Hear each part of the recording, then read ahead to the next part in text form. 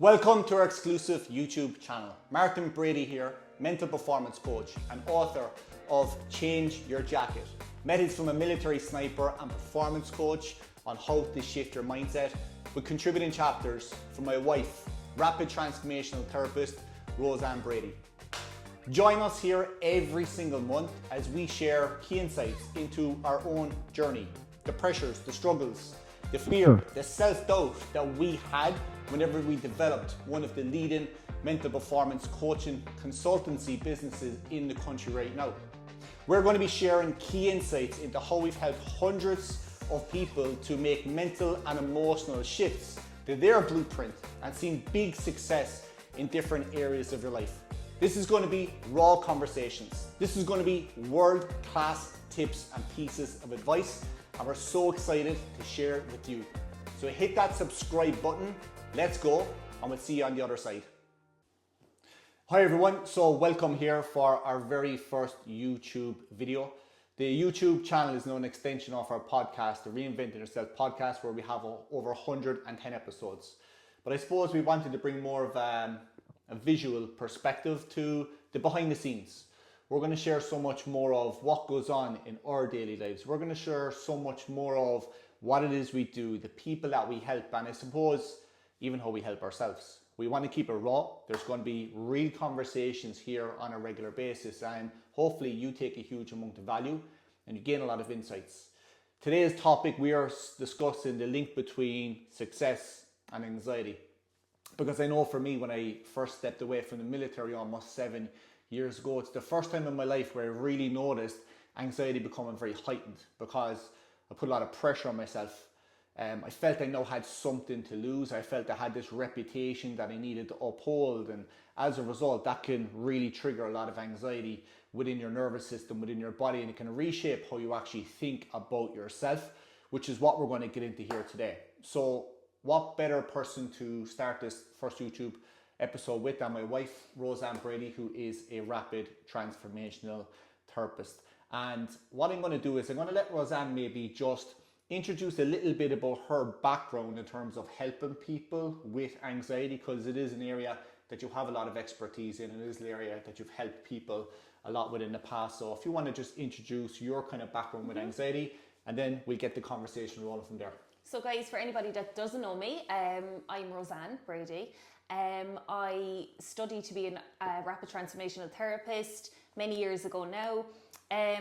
Initially, when I trained to be an RTT therapist, I remember saying to one of the tutors one day, I said, oh, anxiety is definitely something I don't want to help people with, it's too complicated. And she said, well, you better give up what you're doing, so, because she said every single person struggles with anxiety. I did at the time, but I didn't actually realize what it was, you know. And I think many people are the exact same as that. Fast forward many years down the road, and it's one of my favorite things that I actually work with people with every single day. What I learned very, very quickly is anxiety, although can be quite complex, although there is a number of different types of anxiety people can struggle with, it's not as complicated as we are led to believe. And I suppose especially when you're feeling the feelings of anxiety, that can be hard to believe, because you're thinking, well, it completely takes over me. I can't go out of the house. I can't do this, I can't do that. But the reality is, if you actually, got the help, the guidance and support to actually understand it a little bit more, I can guarantee you would see anxiety in a completely different light. And that's what I help my clients do week in and week out. And it's fantastic that they are actually open to seeing that, but you have to be open to wanting to see that. Absolutely, I agree. I think every person has to be open to it, because, for me, for example, I genuinely believed that I could just push and persevere and almost like force growth within myself, force results, which is what I tried to do when I first stepped away from the military. I believed I had this great work ethic, that I'll always be able to outwork the competition, that I'll always be able to push myself, that I won't burn out. And I suppose what I tried to convince myself was that when I become successful, I no longer feel anxious. That if I become successful, then the anxiety will naturally just be eliminated from my psyche, from my thoughts, from my nervous system. And that definitely wasn't the case. In fact, I think it actually heightened. And I suppose that's a good question to even start with. Like, do you think people are aware that success doesn't actually remove anxiety? In fact, it heightens it in many cases. I think some people are more than likely aware of that, especially people who are quite successful or very high achievers, because they will notice no matter where they go or the next step that they make it to, you might have this belief or this feeling that when I get there, I won't have this issue, or when I get there, I'll be happy.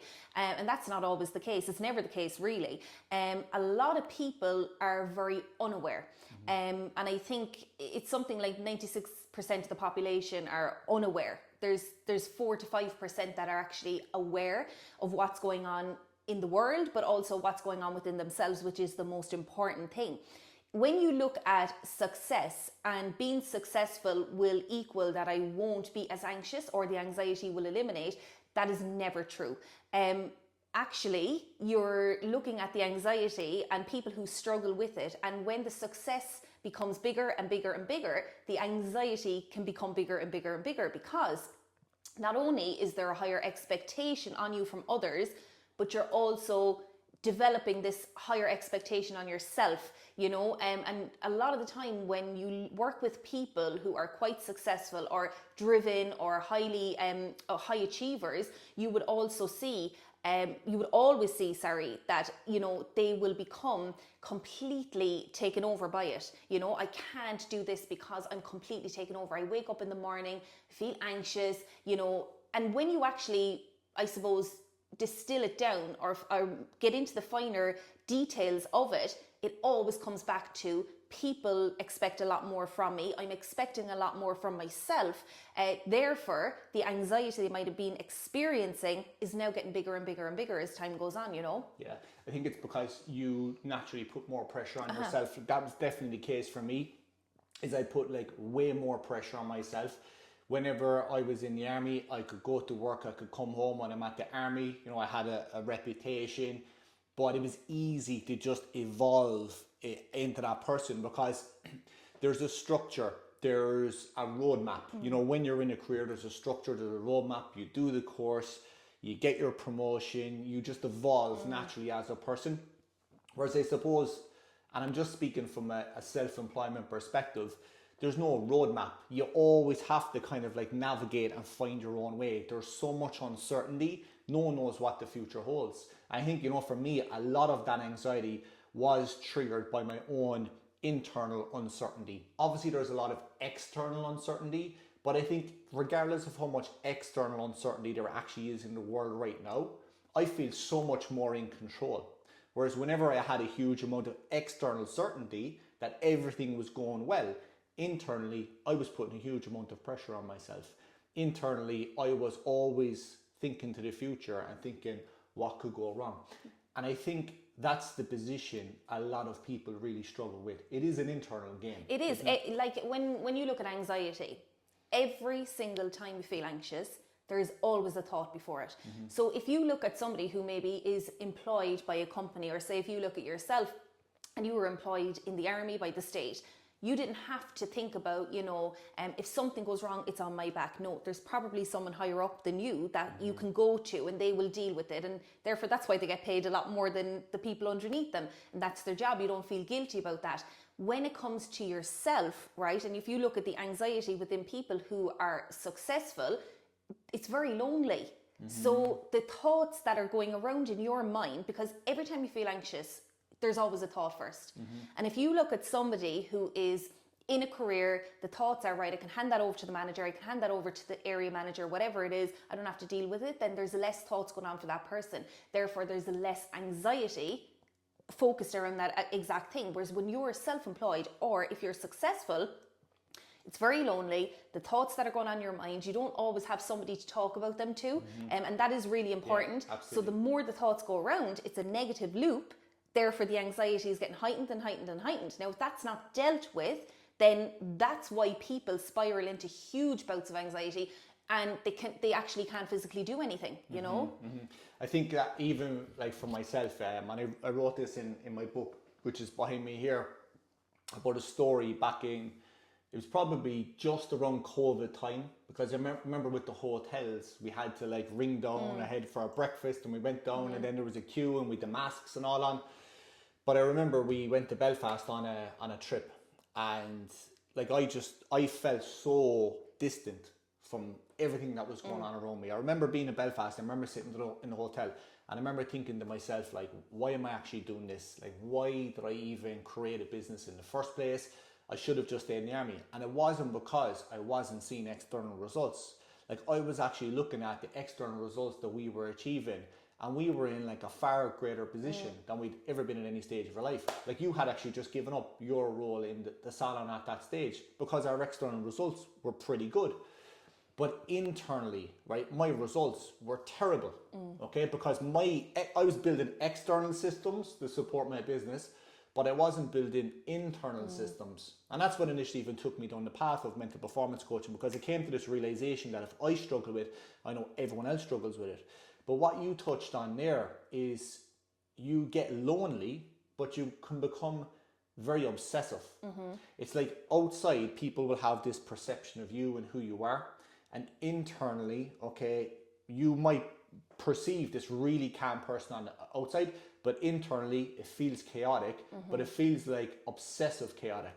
It feels like something you can't put down. It's always on your mind.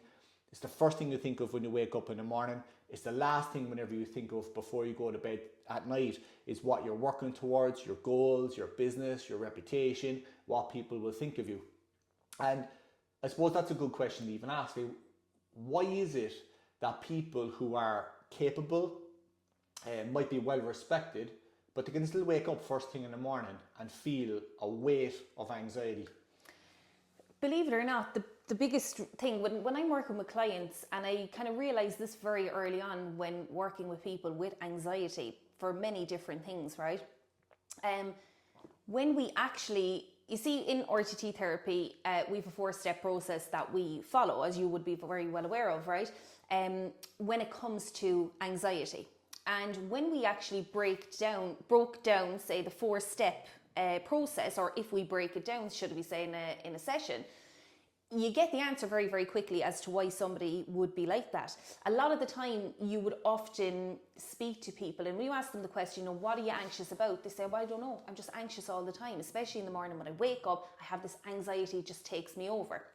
And through our 4-step process, so first of all, when we're in a session, we use investigate. So we investigate the issue.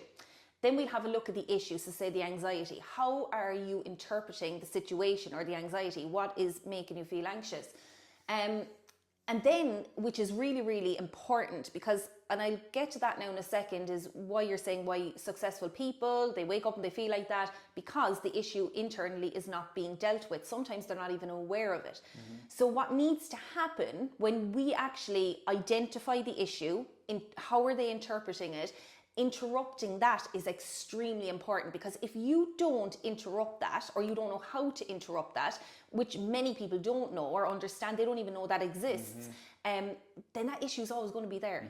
So it doesn't matter whether you're a high achiever or you're on the floor, the issue is still going to be there.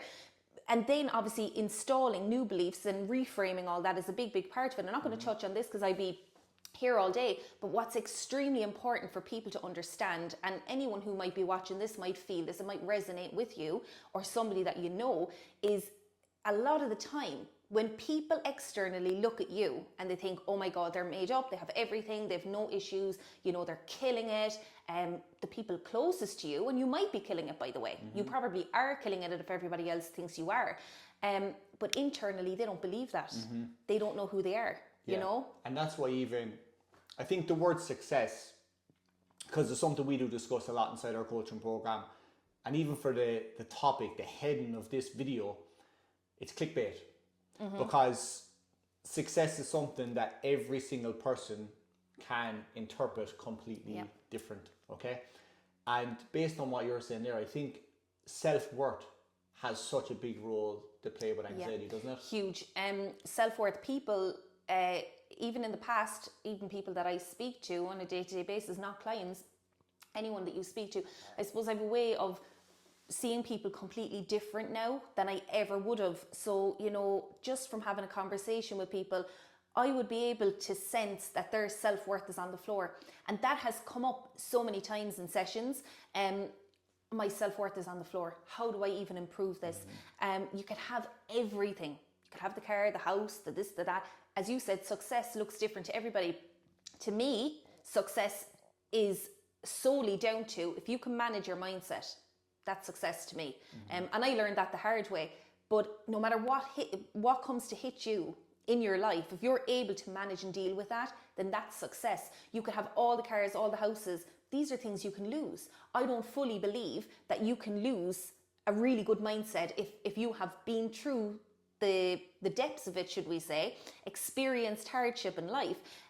But a lot of the time, the issue, so say for example, you have somebody, their self-worth is quite low for many things that could happen to them in their life, right? But what can happen a lot, and you probably see this as well when you're speaking to people, and you know, in any area of life really, they achieve things, they get things, they put a mask on the self-worth. But you will always see that coming through, it will always seep through. No matter what you have, what you're doing, it will always seep through. And that's how you know it then, you know, when you have people. That's why they say money can make you more of who you are. Absolutely. So like if you genuinely deep down believe that you're not enough, if you believe that you're not deserving, if you believe that you're not capable, if you struggle with imposter syndrome, then naturally the more successful you become, the more that intensifies and the more that heightens. And that's something that I definitely experienced myself. The better I started to do and the more I became known, the more pressure and anxiety I started to feel, because now you go into a coffee shop and people are stopping and say, oh, I seen a video of the other day, it took so much fun. They're like, holy shit, people are starting to really because recognize. You're thinking, you know, what happens, I have to keep this up. Yeah, I have to get better, like, you know. I know to keep this up, so then you have the mask to put on. And then I suppose where I kind of struggled during those stages was, I remember saying it to Rosanne that first I wanted to actually work with a mental performance coach myself, and then it's a route that I wanted to go down because I knew it was an area I was always passionate about. But I suppose when I first initially thought about that, I thought about it, but I didn't take the action because again, I felt that this is who I am, so I can't be seen to be the person that actually needs help.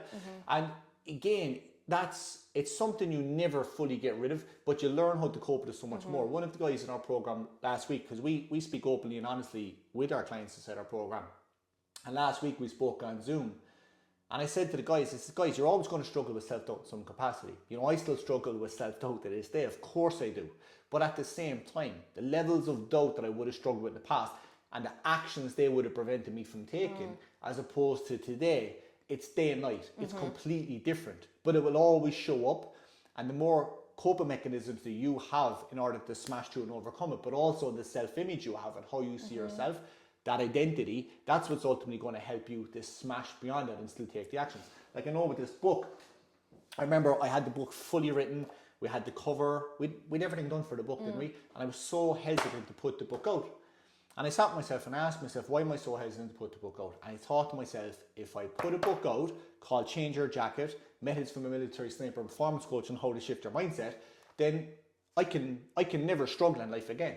I always have to be the person that has it all together. I always have to be the person that has the answers. That's the story I started to tell myself. And what we realized is that was anxiety protecting me. Okay, those anxious feelings will come up and they say, look, Martin, don't put yourself in that situation. If you put a book out there, then guess what? Your reputation goes to another level and people will have higher expectations of you. So don't do that. So the anxiety can act as a protective mechanism. It nearly always will. 99.9% of the time. Anxiety will be there to protect you, to keep you safe. There is other reasons, like, you know, getting you attention, but it nearly always comes down to protection because, you know, it's something we don't want to put ourselves in a position that we could be hurt or, you know, and if you don't do that, then you can't feel it, if that makes sense. Yeah. So that's why the anxiety is there to protect you. It nearly always will. But what you see, although, and this is where people get smothered by it and they allow it to take over their life because they don't understand, you know, they don't understand that, yes, okay, it is there more than likely to protect you, trying to protect you. And although it will... What is there to understand? Like when, if we say to someone, you don't understand the anxiety, you know, like if I'm sitting at home and I'm watching someone say that, I'm thinking, well, how can I understand? What is there to understand? So like role function... Yes. Like that's something that we can... It is. Like this is it's gold, really. And again, I struggled to see that many years ago. When I was training to be an RTT therapist, it's like, how the hell can that actually help someone identify something? So we use a tool in RTT therapy called role function, purpose, and intention. And when we do that exercise, and you obviously would be very familiar with that, we get to the very bottom of what the anxiety is doing for that person and why. In a very short space of time. People might think, oh, that will take a load of sessions to do. No. In the space of a couple of minutes in a session, you can help that client, because again, I could have an idea from working with so many people as to why the person has the anxiety, because they would be after telling me stuff as it is in the session. So I'd have a good understanding, but it's not my job to tell them that. It's my job to help them see it. So by using this tool, role, function, purpose, and intention, as we go through that exercise, the client ends up telling me exactly what the anxiety is doing for them. And it's so important that they do that I don't tell them that. Because if you tell somebody something, it can go in or it can pass you by. And normally if we're being told something, there's a very good statement or phrase in the book, Feel the Fear and Do It Anyway. The teacher will appear when the student is ready. Yeah. So how do I know that client is ready to receive this information that I'm telling them? But if they're making themselves aware with my help, then chances of that landing with them is extremely high, and it always does. So it's so important that they do that to understand the anxiety, because that's the problem. You see, a lot of people don't understand the anxiety. They don't even understand what it's doing for them.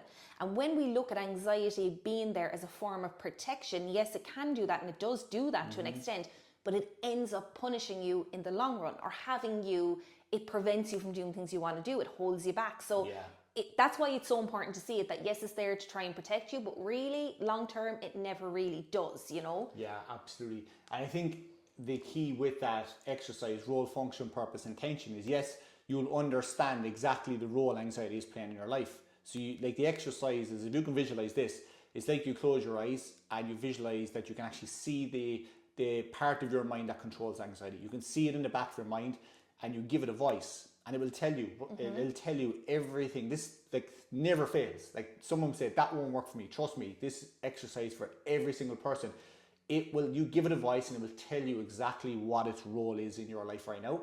Then you can give it a different role. Like it's like someone coming in for a job. You can say, okay, here's your role. You're not to do this, you're not to do this. So you can give the anxiety a role where, okay, social interactions or public speaking. If I'm on stage and I'm speaking, you are not to make me feel anxious, or you're not to give me those feelings, you're to give me feelings of excitement, etc., etc. So you can give it a different role, or you can actually ask it to leave. You can say, look, there's no room in my life anymore. Absolutely. And I think you see a big thing, the clients will say to me is, oh my God, I can't believe that's what it was doing for me. I can't believe I have it since this age. But like a lot of the time when we develop this behavior, now it's so normal for everybody to feel anxious. And I think that's a big, big thing that people can misunderstand, is that we shouldn't feel anxious at all. No, it's healthy to have somewhat bit of anxiety in your life. It's normal. It's always going to be there.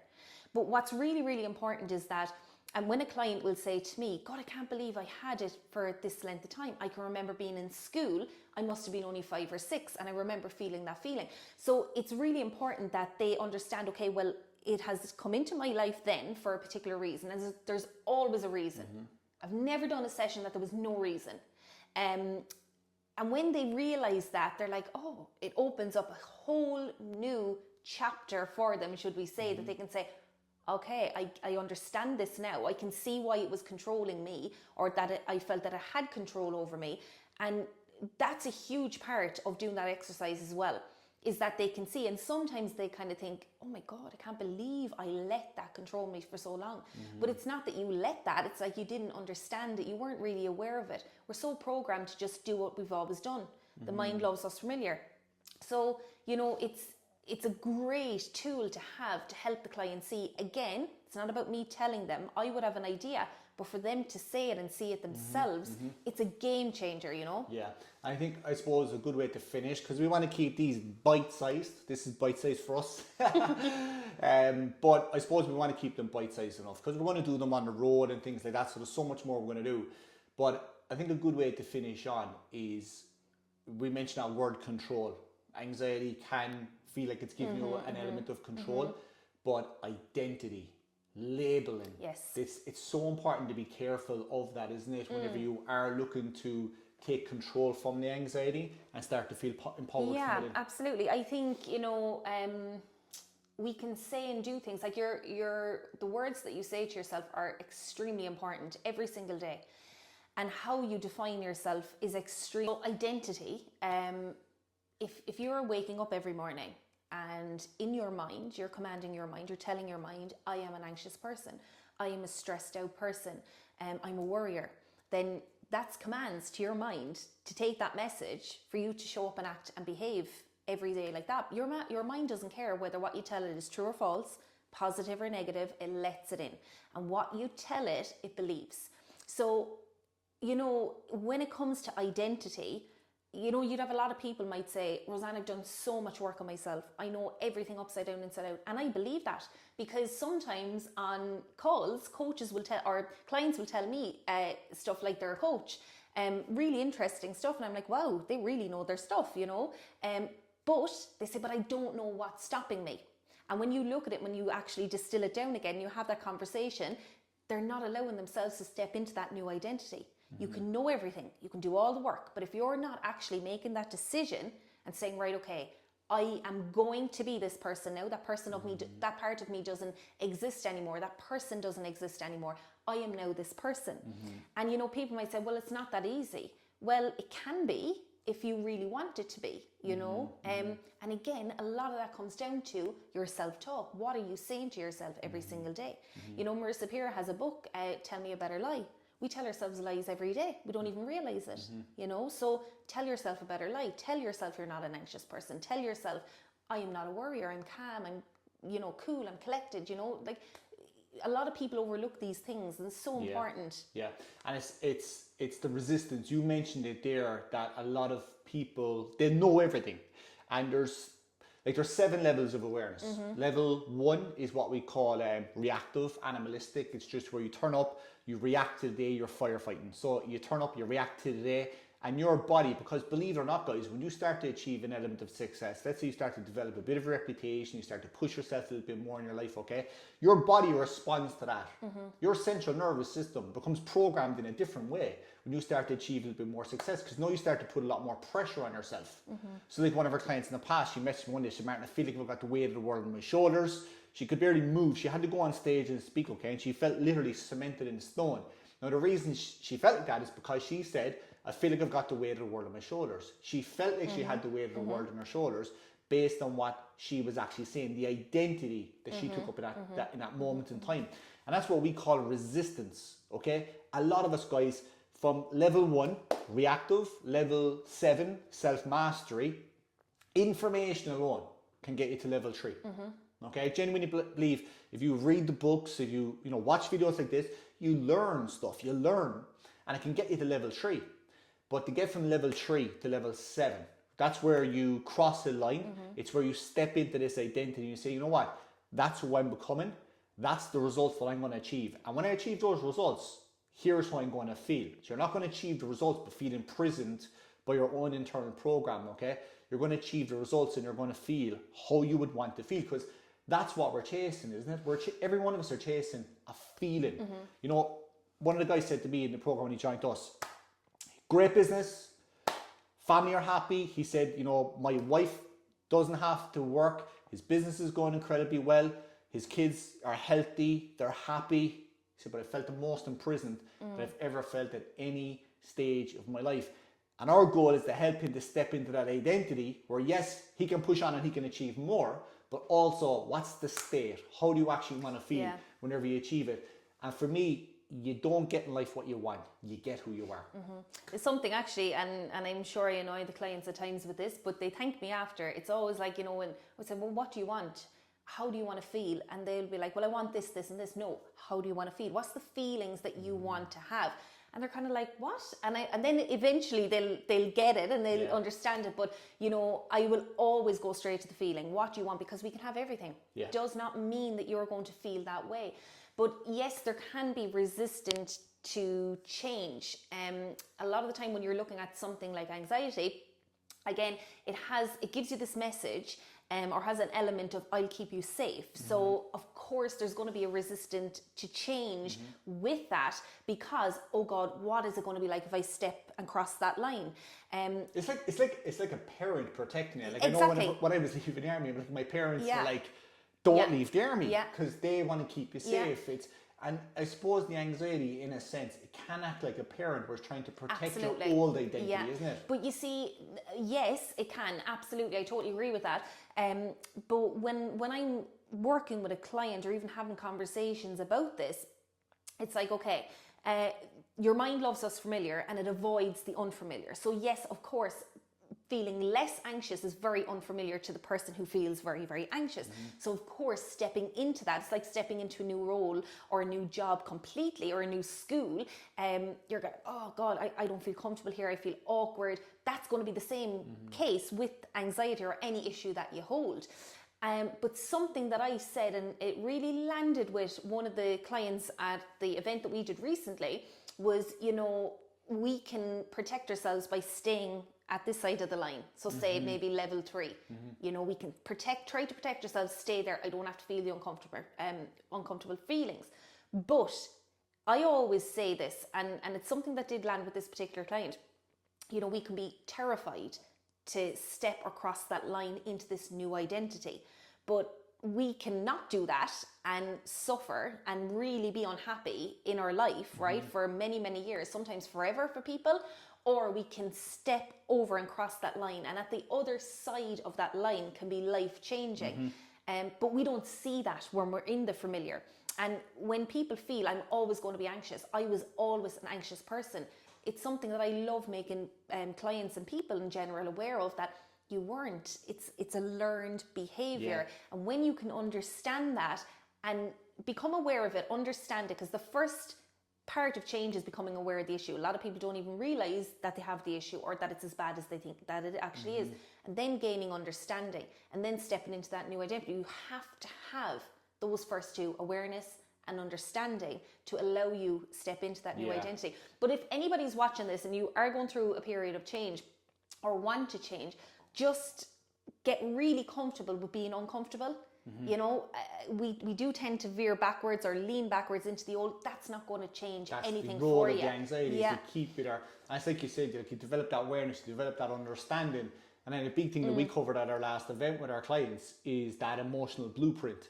Like, that's so important, guys. When you're looking to shift, that's what an identity shift is. If you're looking to achieve a certain result in your life, okay, whatever that result is, that result could be financial, that result could be with your health, but there's an emotional blueprint that gets you there in a much better way than what you think, and a much easier way than you think. An emotional blueprint is what is the mental and emotional game, the mental and emotional feelings that you want to actually feel whenever you achieve that. And you start to live from that place today. You become that person today. So whenever you actually achieve the results, you don't feel imprisoned. You don't feel more anxious now that you have this success. You feel less. And that's just by us going back and course correcting where we probably went wrong at the start, which is why I genuinely believe that was meant to happen. Because if we stepped into our business initially, which fundamentally was a fitness coaching program back in 2018, if we fundamentally just ran with that, we wouldn't be doing this today. So I believe we had to encounter those obstacles to evolve as people so that we can help more people. But we had to get uncomfortable in order to do it and stop letting that anxiety, which is like an overprotective parent, hold you back. So I really enjoyed today's first video. I hope you guys did too. Did you, Rosanne? Yeah, I did. Yeah. No, it was great. Yeah, no, it was fantastic. I really enjoyed that. And we want to do more of these, guys. So, to do more of them, it's important to get feedback as well. So it steers us in the right direction of what you guys take from these, what you guys would like to hear more of. You can reach out to us in our social media platforms and leave any feedback. You can leave feedback below the video. You can leave feedback anywhere where feedback can be seen, because that's what helps us to continue and to grow this ship, okay? So thank you so much for tuning in. Hit that subscribe button, and we look forward to sharing so much more of these with you in the future.